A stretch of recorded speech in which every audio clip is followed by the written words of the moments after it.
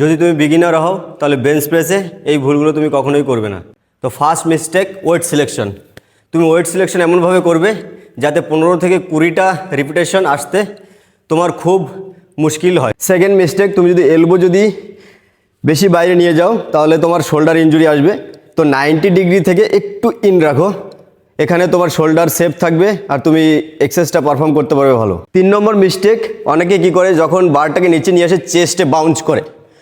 তুমি যদি চাও এসেন্ট্রিক ফেজে তোমার মাসেলকে আরও কাজ দিতে, তখন তোমাকে স্লো নিচে আসতে হবে অ্যান্ড দেন ফাস্ট উপরে যেতে হবে, এখানে তুমি পুরো বেনিফিট পাবে। 4 নম্বর মিস্টেক, অনেকে দেখো পায়ের পাতাটা এরকম করে বা অনেকে এরকম করে, এটা তুমি তোমার বডির অ্যাকচুয়াল যেটা তোমার স্ট্রেংথ সেটা তুমি ইউজ করতে কখনোই পারবে না।